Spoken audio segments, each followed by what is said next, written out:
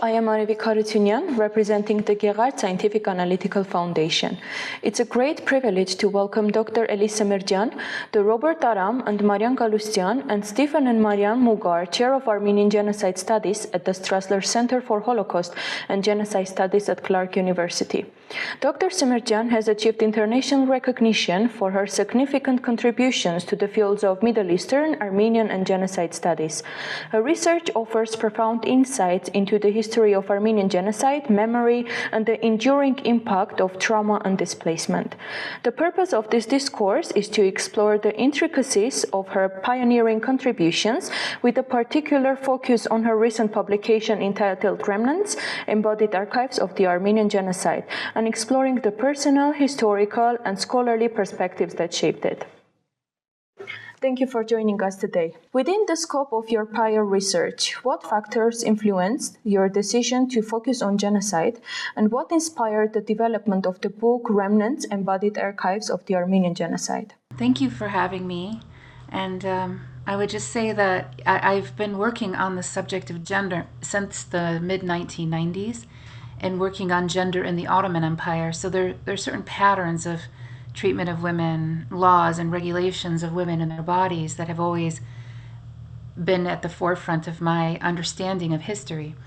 But I saw actually a grant opportunity to work with people who were thinking about bodies, and it gave me time to think more about the body and the Armenian genocide at Cornell University, and that's where the book originated. And it was really thinking about patterns of law and family law and violence against women, and how it relates to actually forming the foundation for thinking about Armenian women's bodies, or thinking even about gendered relationships inside the Armenian family that could easily be targeted in genocide. I call this Ottoman muscle memory, but I don't want to essentialize it too much, but it's certainly there. The idea of the right to abduct non-Muslim bodies, it's certainly embedded in some of the systems, whether it's the systems of the military called the devsherme, and the collection of boys, but also collection of girls as concubines. And leading up to the Armenian genocide, there are many high-profile events, even in the late 19th century, of abducted girls and women, and especially women who, some especially Kurdish populations living with Armenians, if they desired a girl or woman, they knew if they abducted her, she would be kind of dislocated from her family. And we see something very similar with the assimilation policies, of Armenian women and children during the Armenian genocide.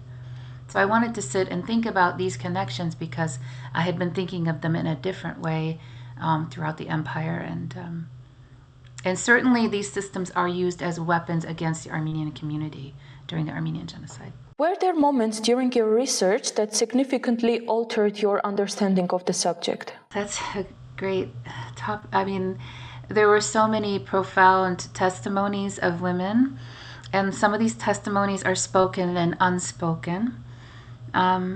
What I really appreciated as someone who usually works in material documents from the archives was actually turning to oral history archives, and I really want to encourage scholars and people to engage these archives. Some are available to you on the Shoah Foundation website, but in these testimonies, I found a woman who very graphically described her own process of being tattooed. And she actually had a written version of it, but actually seeing her narrate it and also talk about sexual trauma she had experienced were really moving to me. So working with live people, working with oral testimonies for me, really enriched and actually brought up new issues, thinking about embracing emotions and embracing also people's struggles to narrate what they experienced. That's important. The expectation that somebody who endured the unthinkable could clearly articulate what they had experienced, I think it's unreasonable. The articulations are sometimes fragmented. I think particularly about all these videos of Aurora Mardaganian. I mean, her narration is so fragmented because she went through the unthinkable, and she also was continually traumatized afterward in the United States. So I think about those stories. Those were what moved me the most. What obstacles do you encounter in producing academic work on this topic while ensuring its applicability in the modern world? I did not, I feel fortunate that I found an editor who believed in this project at Stanford University Press, a very dynamic editor who actually encouraged me to be experimental.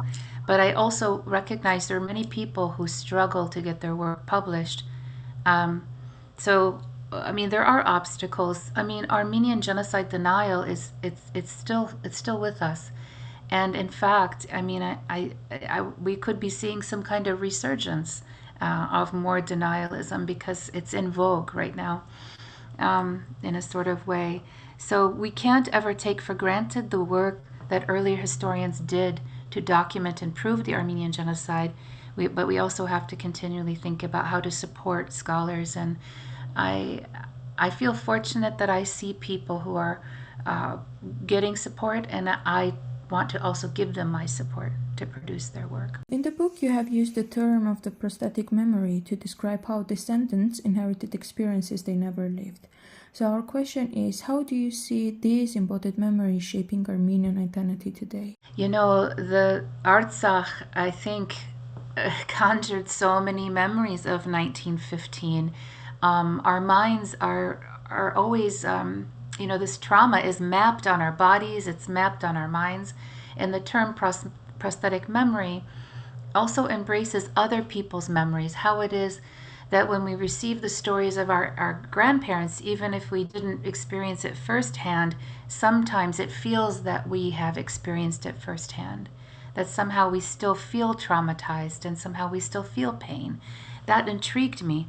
And then thinking about people who went to Deir Zor, who went and actually made pilgrimage where there's no plaques, there's very few markers in some parts of the desert. You're quite literally, as Suzanne Khardalian noted, I interviewed her for the book, and she's a filmmaker who made grandma's tattoos, talks about feeling uneasy because she's walking on this land and underneath her feet are human remains, human bones. So I wanted to think about how Armenian writing, Armenian oral history and narratives have also shaped our memory, as well as inherited trauma from our grandparents. We now know from trauma studies, scientific studies, you carry traces of trauma in your body. It can be traced epigenetically. So I wanted to embrace that with the idea of prosthetic memory. But for Armenians, there's a strong writing tradition about Deir Zor. And so I wanted to tap into that, because Armenians are reading these narratives and then going to Deir Zor. They're also hearing the stories and then going to Deir Zor, and sometimes seeing people marching in front of them, or seeing virgins in their mind kind of jumping from the bridge into the Euphrates River. So that's what prosthetic memory was meant to embrace, all of those things, all of the stories we carry inside of us that have been transmitted to us through media, but also from our grandparents and parents. You mentioned the situation in Artsakh, so I would like to ask, do you see any connection with the prosthetic memory of the things happened and happening in Artsakh with the 1915? It has to be mentioned, right? The kinds of atrocities that were committed against Armenians in Artsakh mirror and echo 1915 in many ways. Extreme forms of dismemberment that I analyze in my book were replicated on the fields in Artsakh. Of course, it includes sexual atrocities committed against women. And, we didn't have video in 1915. We didn't have people recording their own crimes with their videos in 1915. And yet, we have Telegram circulating images of Armenians in the war, including the horrific image of Anusha Patyan being raped and violated in the worst possible way. I think about these things, and I want to encourage scholars, even if it's difficult work to do, to try to understand how these cycles of violence are replicated and expose them as crimes against humanity, as residual effects of a genocide that has not been recognized by the perpetrator state. So I would say one more thing, that we have some scholars who are looking at atrocities against Kurds inside Turkey today that they're mirrors of what happened to Armenians in 1915, especially the treatment of women's bodies and corpses. So not everybody can do this work, but I want to encourage scholars who can to do it, because I think we need analysis, and if we want genocide prevention and we want to uphold human rights, we need to understand these mechanisms and why they're repeating. So there are just a lot of pictures in your book. So the question is the following. How do you think that seeing these images, because some of them were maybe new for many people, some of them were from your personal archives, so how do you think they change our understanding of the genocide? I have to say, there's one image that I repeated, that I included, that I regret now. I wish I had done more to contextualize it. I think images are powerful. I mean, we were talking about the images from Artsakh and the display of corpses and what have you. I think it's important to be reflective, and some of those images I reproduced. I wanted them to be a form of testimony, but my real goal was to produce a new way of viewing them. My hope is one day that we can see this image of an Armenian tattooed woman survivor, and we can celebrate her as a survivor and not be horrified by her tattoos. She herself, and the testimonies I offer, women were horrified at being tattooed, but some of them also understood that they were being tattooed because they looked out of place among tattooed people. And if we can start thinking that way, maybe we can honor these women, rather than just seeing them as dishonored women, or only seeing the relationship between the tattoos and the sexual violence. Because tattoos did serve this slightly different function, majorly different function in these nomadic societies, because they marked you as belonging to a new community. And I understand that that's part of the horror that Armenians experience. I was hoping maybe people would view these women differently after knowing more context, more of the details and background. Whether I succeeded, I don't know, because I think what it really needs is a museum exhibit, and we need to help people think a little bit differently, and not just go when they see the images, but to actually just honor that woman and think of these. Well, as one survivor, her partner, her fiancé, said, "These are your badges of survival. These are your badges of survival. These are the marks of a survivor, not a victim with no power, but you were powerful. You survived this." And she was horrifically abused, and her fiancé still, married her after the genocide. That's Vergine, the story of Vergine. In your earlier works, material culture and urban spaces play a central role in shaping collective identity. Do you see Remnants as a continuation of this spatial approach to history and memory, or as a shift towards a more embodied, personal perspective?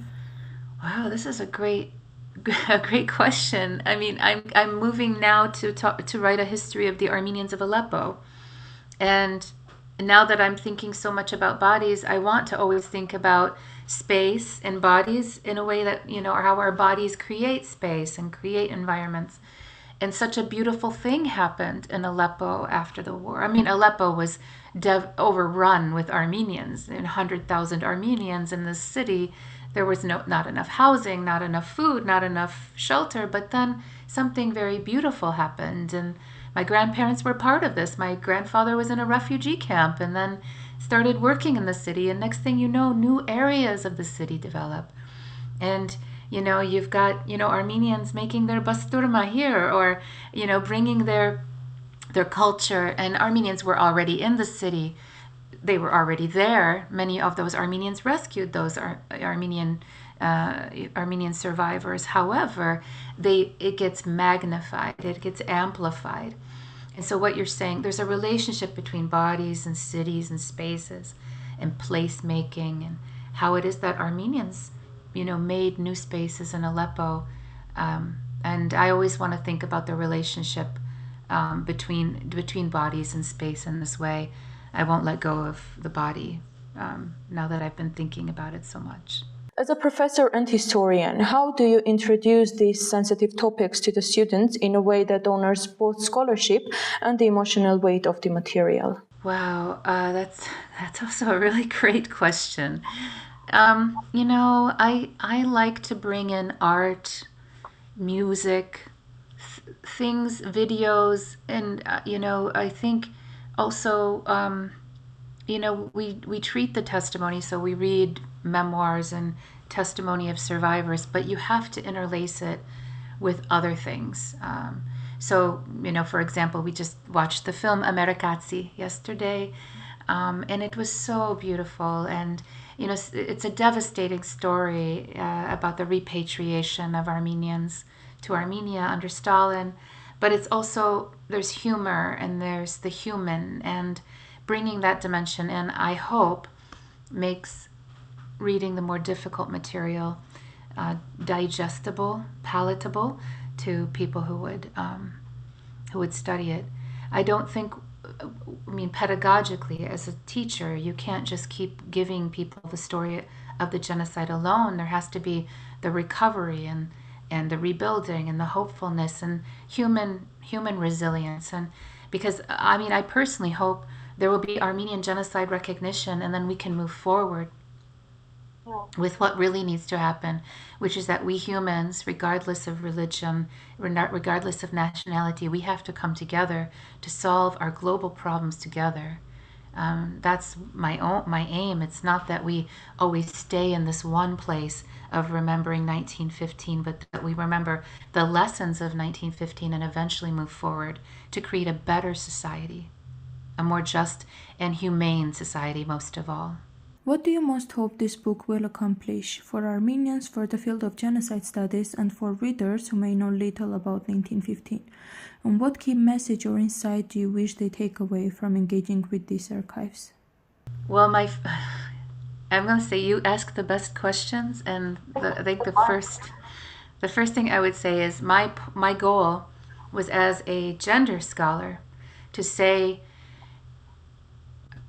I'm going to say it and I've realized I'm saying this to an Armenian audience in Armenia. Not only Armenian audience. Okay, a global, but I realize I'm talking to you you're talking to me from Armenia. Genocide is a patriarchal project. Genocide is fueled by patriarchy, and that was the main thing I wanted to convey.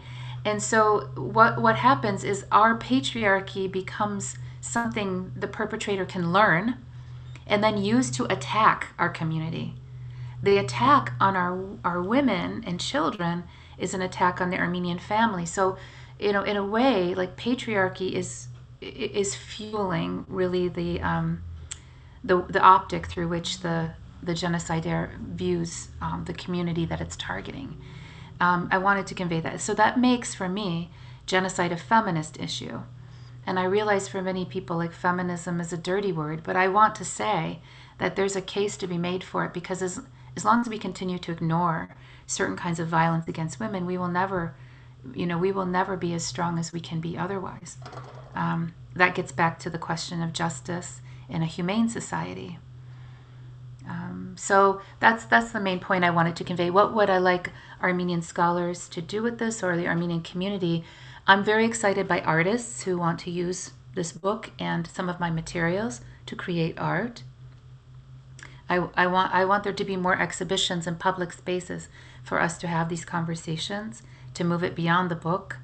And I hope somebody will write the book differently or do something different from the book, because knowledge should never stay stagnant. I'm sorry, I'm not that kind of scholar.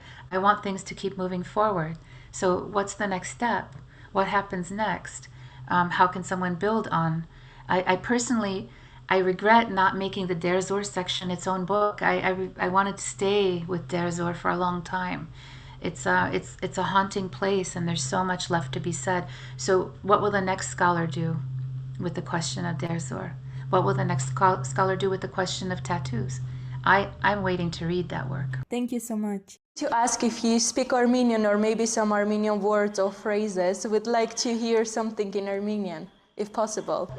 Հայերեն գխոսիմ, բայց հայերենը ստգարը քիչմա, բայց գխոսիմ. Շատ շնորհակալ ենք. Thank you so much. I will just wrap this up. Merci շատ. Let me remind you that our guest today was Dr. Elyse Semerdjian, the Robert Aram and Marian Kaloosdian, and Stephen and Marianne Mugar, Chair of Armenian Genocide Studies at Strassler Center of Holocaust and Genocide Studies at Clark University. We would like to express our sincere gratitude to Dr. Semerdjian for taking the time to be with us today.